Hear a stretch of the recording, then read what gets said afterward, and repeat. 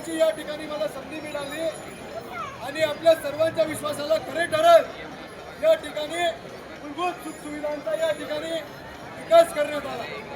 या पिंपरडा नगरीमध्ये तब्बल 60 कोटी रुपयांच्या विकास कामे या ठिकाणी करण्यात आली व त्यामध्ये रस्ते असतील, गटारी असतील, पुलाचे कामे असतील, इतकंच नव्हे तर गेल्या अनेक वर्षापासून या पिंपरडकर नागरिकांची जी इच्छा होती या पिंपरडा गावामध्ये या महाराष्ट्राचं आराध्य दैवत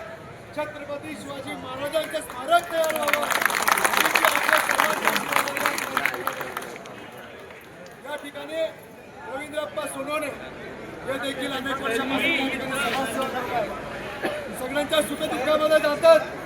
रात्री आग मारण्यासाठी हाकेला साथ देतात, गोरगरिबांची सेवा करतात।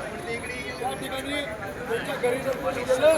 तर तो आजपर्यंत खाली हात आला नाही, इतक्या मोठ्या मनाचा माणूस आमचा रवींद्रप्पा आहे।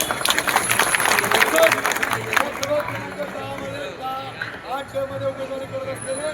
पूनमचंद शुक्ल पाटील हे देखील सातत्याने जनसेवेमध्ये या ठिकाणी आहेत। कोणी लोक त्यांच्या तरी या ठिकाणी आहेत, कोणी लोक त्यांच्या तरी या ठिकाणी समस्या सांगितल्या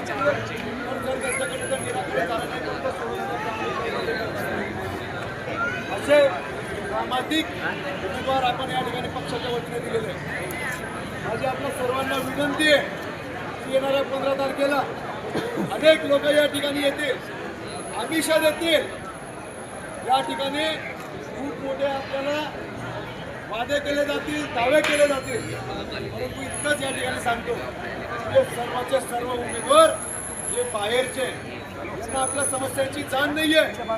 आपण त्यांना ओळखत नाही आणि ते आपल्याला ओळखत नाही अशी परिस्थिती या ठिकाणी आहे। आपण आता ताईंनी सांगितल्याप्रमाणे जर आपला साधा मृत्यू दाखला, जन्म दाखला किंवा रहिवासी दाखला जरी लागला ना तरी त्यांचा फोन नॉट रिचेबल असतो, बाकी रस्ते, गटर, वॉटर, मीटर हा प्रश्नच नाही आहे। म्हणून या सर्व गोष्टींचा या ठिकाणी आपण विचार करायचा आहे, स्थानिक उमेदवाराला प्राधान्य द्यायचं आहे। पक्ष, सत्ता या गोष्टी येत असतात, जात असतात, परंतु आपल्या हक्काचा माणूस त्याच्याकडे आपण आपलं घरानं